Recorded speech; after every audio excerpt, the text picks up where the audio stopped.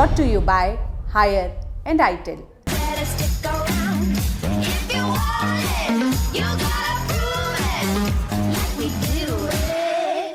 8 जून 1972 की सुबह वियतनाम का ट्रोंग बैंग कस्बा। चिड़ियों की चहचहाहट की जगह मशीन गन की गोलियां गूंज रही थीं। हेलीकॉप्टर गरज रहे थे और हवा में धुआं ही धुआं भरा था। यह लड़ाई का तीसरा दिन था। वियत कांग और नॉर्थ वियतनाम सेना ने कस्बे पर कब्जा कर लिया था और अमेरिका समर्थित साउथ वियतनाम सेना की टुकड़ी ने इन्हें घेर रखा था। एक तरफ सेना की मुठभेड़ चल रही थी, दूसरी तरफ 9 साल की फान थी किम फुक अपनी माँ, पिता, छोटे भाई और कुछ 30 गांव वालों के साथ कस्बे के किनारे एक मंदिर में छिपी थी। यही साउथ वियतनाम के कुछ सैनिक भी शरण लिए थे। पास की इमारतें बमों की गर्जना से कांप रही थीं, पर इन बमों में बारूद नहीं थी, इनमें नेपॉम था जो हवा को लपटों से भर देता था, इमारतों को भीतर से भट्टी की तरह लाल कर देता था। ऐसे ही एक नेपॉम बम को देखकर शरणार्थी चिल्लाते हैं, आसमान से आग बरस रही है। कुछ ही देर में मंदिर पर बम गिराए जाने का शक सैनिकों को होता है। सैनिक लोगों को जल्दी निकलने के लिए कहते हैं। वो मंदिर परिसर में आकर चिल्लाते हैं, जल्दी बाहर, सभी जल्दी बाहर निकलो, वो सब कुछ तबाह करने वाले हैं। सभी मंदिर से निकलकर हाईवे पर जाने लगते हैं। होता वही जिसका शक था, एक बम मंदिर परिसर के पास गिराया जाता है। कुछ देर में दूसरा प्लेन आसमान में नजर आता है। ये भी अपना पेलोड गिराता है। स्लेटी रंग के कंटेनर जिनमें नेपॉम जेली भरी थी। कंटेनर सन्नाटे के साथ जमीन की तरफ बढ़ते हैं और गिरते ही आग की लपटें भर देते हैं। फास्फोरस जमीन पर सूरज की तरह जल उठता है, हड्डियां गला देने वाला फास्फोरस। गर्मी की लहर हाईवे के उस पार चेक पॉइंट पर खड़े पत्रकारों तक जाती है। वो इस मंजर को देख ही रहे थे कि कुछ ही देर में धुएं का गुबार छटता है और आग की लपटों में सनी 9 साल की किम फुक नजर आती है। सहमे बच्चे चेक पॉइंट की तरफ दौड़ रहे थे। एसोसिएटेड प्रेस के फोटोग्राफर हुयन कॉन्ग निक इस मंजर को फ्रेम दर फ्रेम कैमरे में कैद कर रहे थे। तभी वो तस्वीर खींची जाती है जो युद्ध की त्रासदी का चेहरा बन गई, जिसके लिए निक को पुलित्जर पुरस्कार मिला। तस्वीर द टेरर ऑफ वॉर। नमस्कार, मेरा नाम उपासना है और आप देख रहे हैं ऐतिहासिक किस्सों कहानियों से जुड़ा रोजाना का कार्यक्रम तारीख, जिसमें आज कहानी नेपॉम की, युद्ध में जिंदा जला देने वाला हथियार।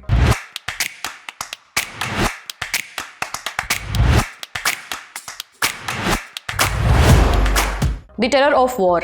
निक की खींची ये तस्वीर वियतनाम युद्ध की त्रासदी का चेहरा बनी। तस्वीर इतनी भयावह है कि इसे हम आपको दिखा भी नहीं सकते।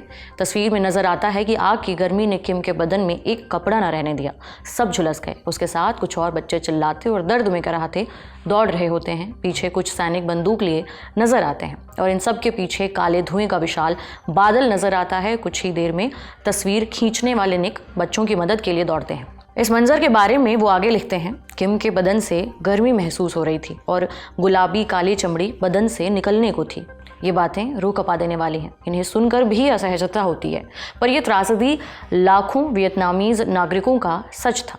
इनमें से एक किम भी थी जो अब दुनिया भर में नेपॉम गर्ल के नाम से जानी गई। इसी के साथ नेपॉम का नाम भी चर्चा में आया, जिसकी कहानी एक अमेरिकी यूनिवर्सिटी से निकली। दूसरे विश्व युद्ध का दौर, साल 1942। अमेरिका की Harvard university business school library का सुनहरा गुंबद, पास में टेनिस कोर्ट, खेल का मैदान और एक 4 से 9 इंच गहरा पूल के किनारे कुछ लोग प्रोफेसर लुइस फिशर के इंतजार में थे। केमिस्ट्री के जाने माने प्रोफेसर जिन्होंने विटामिन के लैब में तैयार किया था, किनाइन का डेरिवेटिव बनाया था जो मलेरिया के इलाज में इस्तेमाल किया जाता था। पर यहाँ कोई दवा नहीं बनाई जा रही थी, यहाँ एक हथियार टेस्ट करने की तैयारी हो रही थी। रॉबर्ट एम नीर अपनी किताब नेपॉम एन अमेरिकन बायोग्राफी में लिखते हैं, सब ऑर्गेनिक केमिस्ट्री के जाने माने प्रोफेसर लुइस फिशर के इंतजार में थे। यूनिवर्सिटी के सबसे ब्रिलियंट स्कॉलर्स में से एक, अज्ञात रिसर्च प्रोजेक्ट नंबर 4 के हेड, एक टॉप सीक्रेट युद्ध की रिसर्च जो यूनिवर्सिटी और सरकार के साथ मिलकर की जा रही थी। कुछ ही देर में 42 साल के लंबे कद और कम बालों वाले प्रोफेसर मैदान में आते हैं। उनके साथ कुछ असिस्टेंट भी थे जिन्हें बूट, दस्ताने, बाल्टी और लंबे डंडों के साथ पूल के चारों तरफ खड़ा किया गया था। प्रोफेसर के हाथ में कंट्रोल बॉक्स था जिसके तार 30 किलो के नेपॉम बम तक जाते थे, एक ऐसा हथियार जिसका इस्तेमाल पहले कभी नहीं किया गया था। प्रोफेसर स्विच दबाते हैं और धमाका होता है। सफ़ेद फास्फोरस और जेली जैसा चिपचिपा गैसोलीन जल उठता है। 1000 डिग्री सेल्सियस से ज़्यादा तापमान की लहरें उठती हैं जिनमें सोना भी पिघल जाए। कुछ नेपॉम के छींटे आसपास पड़ते हैं और चारों तरफ इतना धुआं भर जाता है कि पास खेल रहे टेनिस प्लेयर भाग खड़े होते हैं। इसी के साथ वैलेंटाइंस डे के दिन खोजा गया यह हथियार अपना पहला शक्ति प्रदर्शन करता है। नेपॉम 2 शब्दों को मिलकर बना था, नैप्थेनिक एसिड और पॉमिटिक एसिड। ये दोनों केमिकल ही शुरुआत में इस चिपचिपे जलने वाले तरल को बनाने में इस्तेमाल किए गए थे। हालांकि इसे बनाने वाले फिशर की माने तो कोई भी गाढ़ा चिपचिपा ज्वलनशील पदार्थ नेपॉम कहा जा सकता है। ये ऐसा हथियार था जो बनाने में बहुत सस्ता था, इसे आसानी से स्टोर किया जा सकता था और ये युद्ध में दुश्मनों के ठिकानों को जला सकता था। चूंकि जापान में भूकंप से बचने के लिए लकड़ी, कागज वगैरह के घर होते थे, इसलिए अमेरिकियों ने नए नए हथियार खोजे। नेपॉम को यहाँ इस्तेमाल के लिए एक बेहतर हथियार समझा। जापान के हिरोशिमा और नागासाकी में एटॉमिक बॉम्बिंग के बारे में हम जानते हैं। वो बम जो युद्ध की आखिरी कील बना। दुनिया भर के प्रेस ने इसे कवर किया। इसकी भीषण त्रासदी की चर्चा हुई, परमाणु बमों पर बहस हुई। पर साल 1945 के अगस्त की शुरुआत में जापान पर गिराए गए फैट मैन और लिटिल बॉय परमाणु बमों से इतर मार्च 1945 के हमले की चर्चा कम होती है, जब टोक्यो के ऊपर आसमान से नेपॉम बरसाया गया, जिसकी आग ने 87,000 से भी ज़्यादा लोगों की जान ली।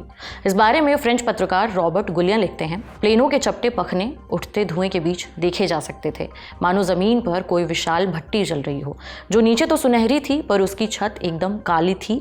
जैसे ही प्लेन गुजरे, करीबन 6500 M69 बमों के गुच्छे उनका पेट खोल गिराए गए, जो गिरते ही लाखों की आबादी के बीच फटे। मोलोटोव फूलों के गुच्छे, जैसा कि जापानी इन्हें नाम दिया करते थे, चमकीले हरे तरल के साथ जल रहे थे। वो छतों को तोड़कर नीचे आते और चारों तरफ नेपॉम फैलकर चिपक जाता। सफ़ेद फॉस्फोरस का एक गुबार बन गया। लपटें चारों तरफ नाचने लगी। बकौल गुलियन 3 लाख किलो से भी ज़्यादा नेपॉम उस रात 1 घंटे से भी कम समय में गिराया गया और ये टोक्यो के इतिहास में बड़ा भयावह वाक़या बन गया। बहरहाल इस हमले में तो प्लेन्स का इस्तेमाल किया गया था, पर एक और प्लान में अमेरिकियों ने चमगादड़ों को कामिकाजे बनाने की सोची। डॉक्टर लॉयटस एस एडम्स पेंसिल्वेनिया में एक डेंटिस्ट थे। कभी कभी प्लेन भी उड़ाते थे और खोज में उनकी खासी दिलचस्पी थी। एक रोज़ न्यू मैक्सिको में चमगादड़ों से भरी एक गुफा में उन्हें ऐसी ही एक खोज का आइडिया आया।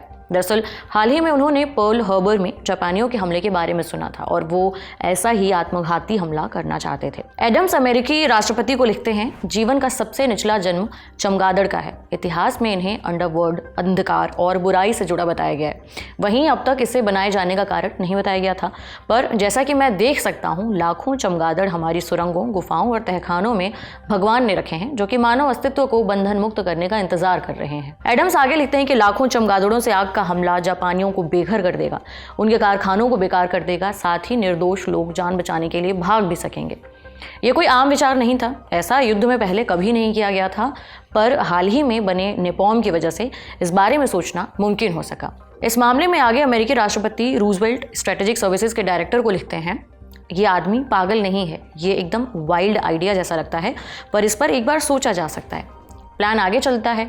कुछ शुरुआती दिक्कतों के बाद एक 17 ग्राम का नेपॉम बम बनाया गया, टाइमर के साथ। प्लान था कि इन्हें उड़ाकर जापानी शहरों के ऊपर से छोड़ा जाएगा और जागने पर चमगादड़ जापानी घरों में छिपेंगे और बेहद ज्वलनशील जापानी घरों में नेपॉम बम पहुंचा देंगे।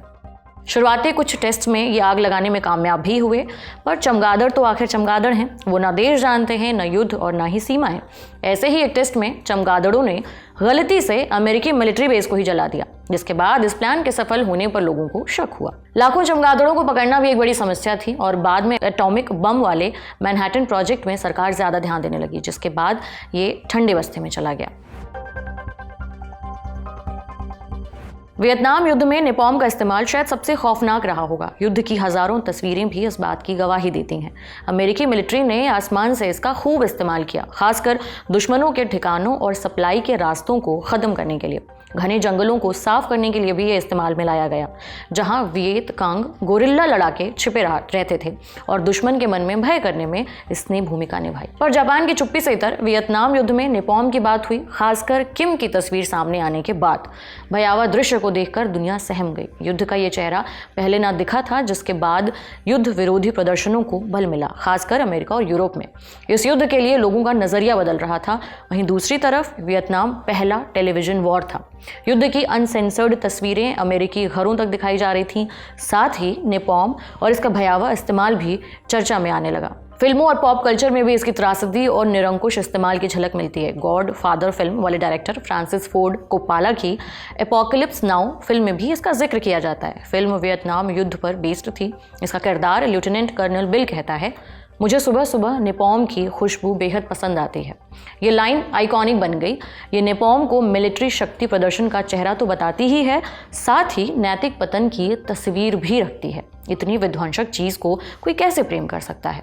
बहरहाल नेपॉम बनाने वाली कंपनी डाउ केमिकल्स को भी लोगों के गुस्से का सामना करना पड़ा। इसके खिलाफ तमाम प्रदर्शन हुए, जिसके चलते कंपनी ने इसका प्रोडक्शन रोक दिया। बाद के सालों में यूनाइटेड नेशंस में कुछ हथियारों को बैन करने का कन्वेंशन लाया गया, जिसमें ऐसे हथियारों के रिहायशी इलाकों में इस्तेमाल पर रोक लगाने की बात कही गई। हालांकि अमेरिका ने मिलिट्री में ज़रूरत का हवाला देते हुए इस प्रोटोकॉल को रेक्टिफाई नहीं किया, पर धीरे धीरे इस हथियार से दूरी बनाने की कोशिशें की जाने लगीं।